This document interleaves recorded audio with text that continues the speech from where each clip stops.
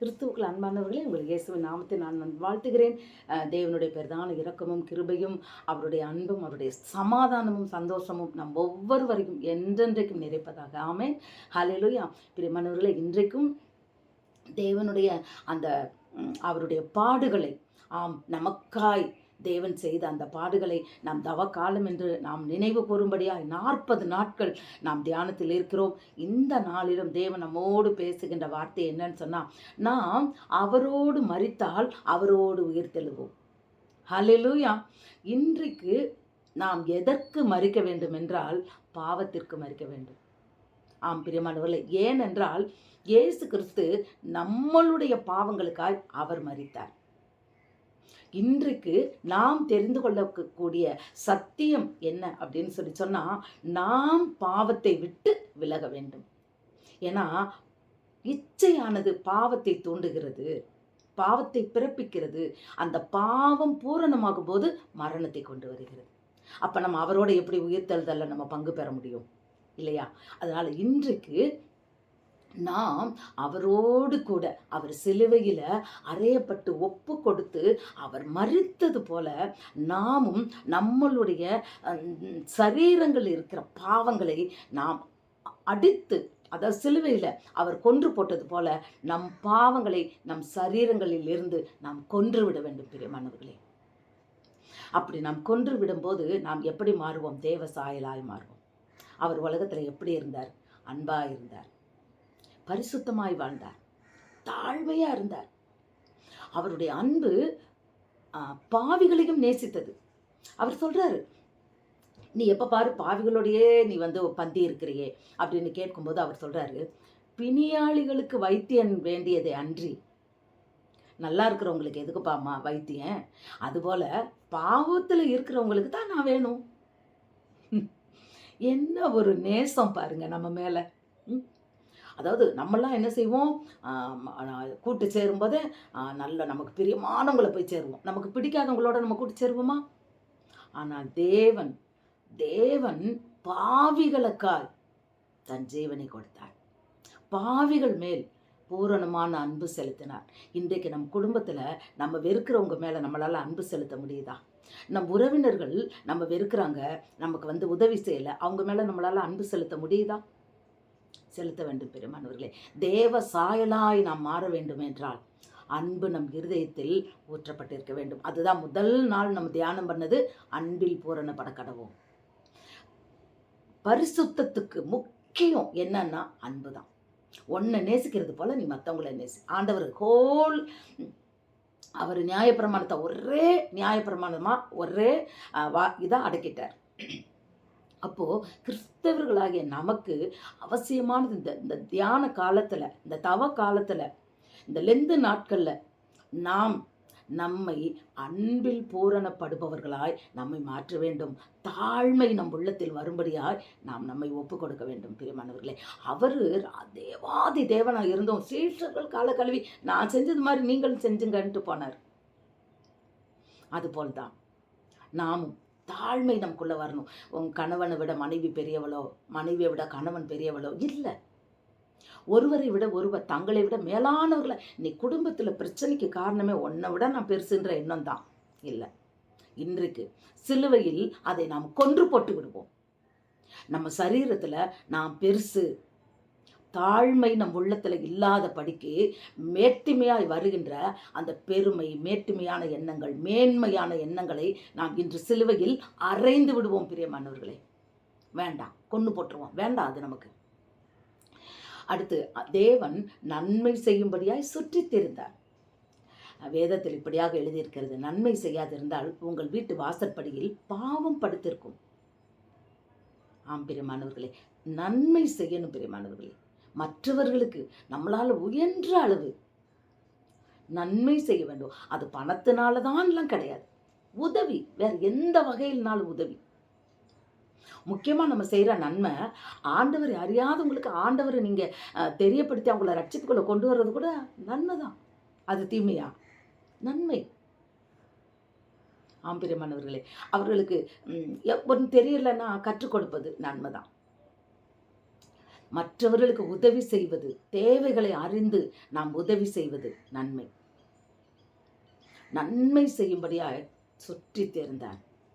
வியாதியஸ்தரை குணப்படுத்தினார், குருடர்களை பார்வையடைச்சார். இதெல்லாம் நன்மை தான். அவர் நன்மை, மற்றவங்களுக்கு நன்மை செய்கிறாரு. நாம் நம் குடும்பத்தினருக்கு நன்மை செய்யும்படியார், நம் உறவினர்களுக்கு, சபை மக்களுக்கு, நம்மை அறியாத ஜனங்களுக்கு நாம் நன்மை செய்ய வேண்டும் பிரியமானவர்களே. அது முக்கியமான ஒரு காரியம். அன்பு நம்மகிட்ட நிரம்பி இருக்கணும், தாழ்மை இருக்கணும், நன்மை செய்யணும். அது மாத்திரம் இல்லை பிரியமானவர்களே, நாம் தேவ சாயலாய் மாறணும்னா தேவ சித்தத்துக்கு நம்மை ஜீவ பலியாய் ஒப்பு கொடுக்க வேண்டும். அல்லேலூயா. 2வது நாள் நம்ம பார்த்தது ஜீவ பலி தான்.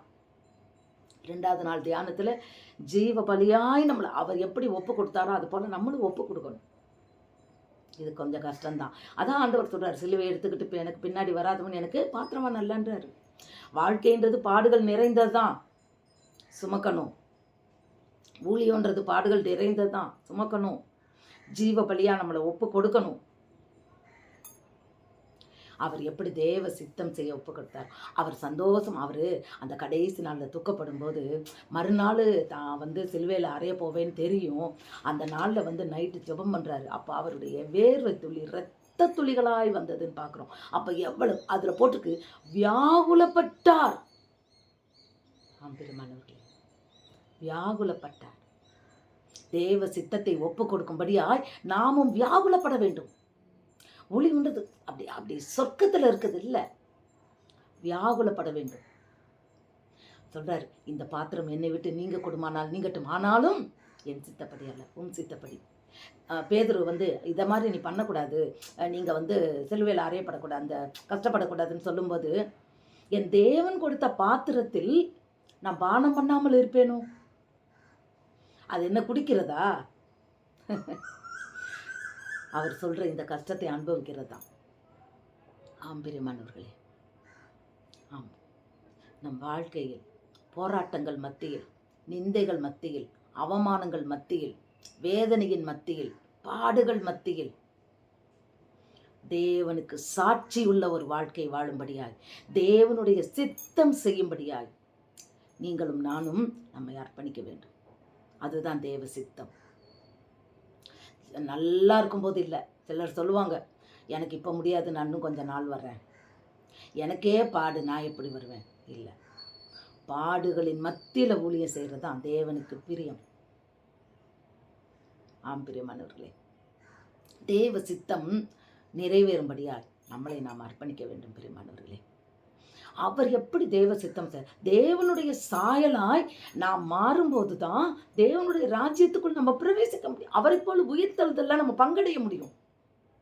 நாம் மரித்தவர்களாய், பாவத்துக்கு மரித்தவர்களாய், தேவனுடைய சித்தம் செய்பவர்களாய் நம்மை முற்றும் அர்ப்பணிக்கும் போது மாத்திரமே நாம் தேவனுடைய ராஜ்யத்துக்குள், அவர் வருகையில் நாம் கைவிடப்படாத படிக்கு தேவனுடைய ராஜ்யத்துக்கு சொந்தக்காரர்களாய் நாம் மறுபடியும் உயிர்த்தெழுந்து தேவனுடைய ராஜ்யத்துக்குள்ளே போவோம். இது உண்மை.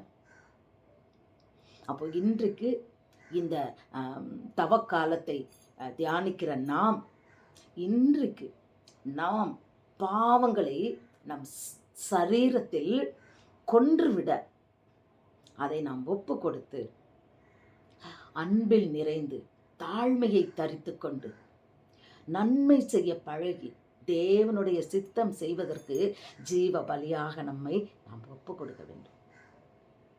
பிரியமானவர்களே, கர்த்தர் எவ்வளவு அழகாக இந்த பாடலை கொடுத்திருக்கிறார் பார்த்தீங்களா? எனக்கு ஒரு பாடலை கொடுத்திருக்கிறார். தேவ சாயலாக நான் எப்படி, அது எனக்கு தெரியாது.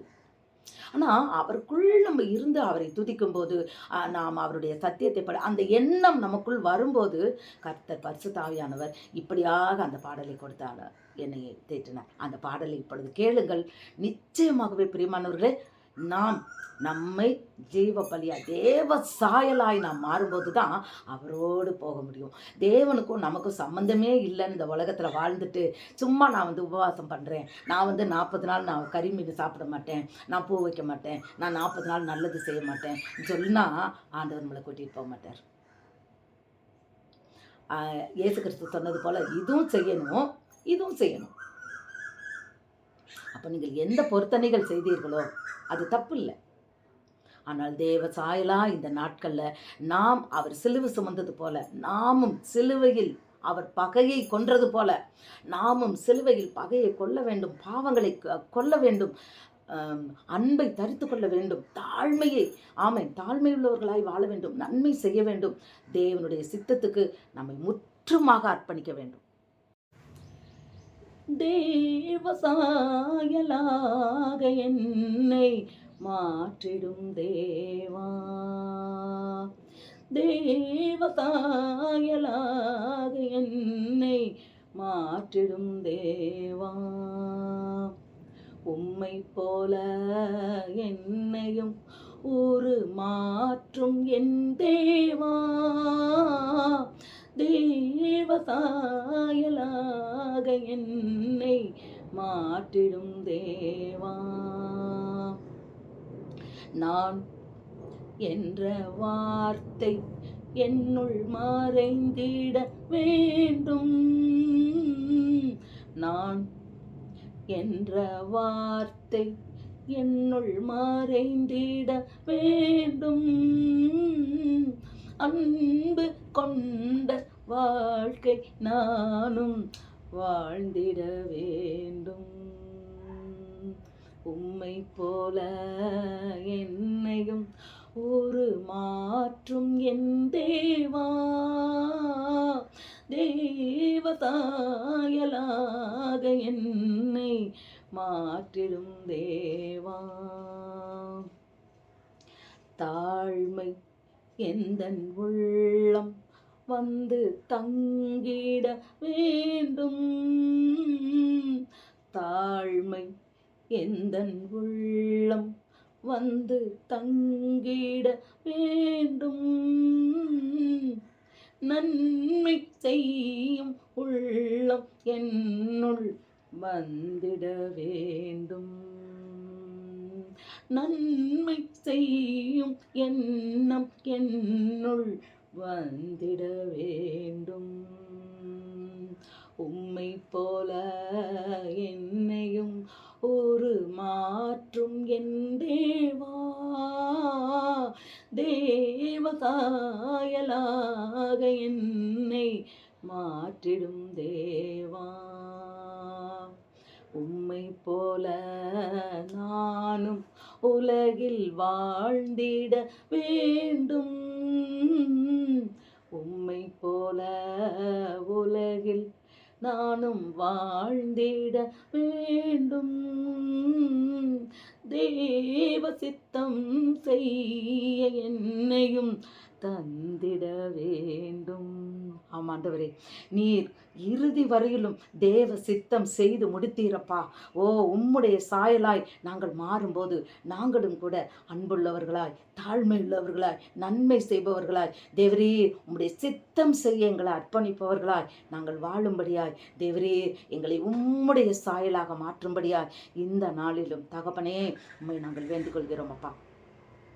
இந்த வீடியோ பார்க்கிற அப்பா ஒவ்வொரு பிள்ளைகளையும் தேவ சாயலாய் மாற்றும்படியாய், உம்முடைய சித்தம் செய்ய தன்னை அர்ப்பணிக்கும்படியாய் தகப்பன் இந்த நாளில் நீர் பேசின சத்தத்தை கேட்டு உம்முடைய சித்தத்துக்கு செவி கொடுக்க என் தேவன் நீர் கிருபை பாராட்டுவீராக, ஆசீர்வதிப்பீராக. இயேசுவின் நாமத்தின் மூலம் பிதாவே, ஆமென்.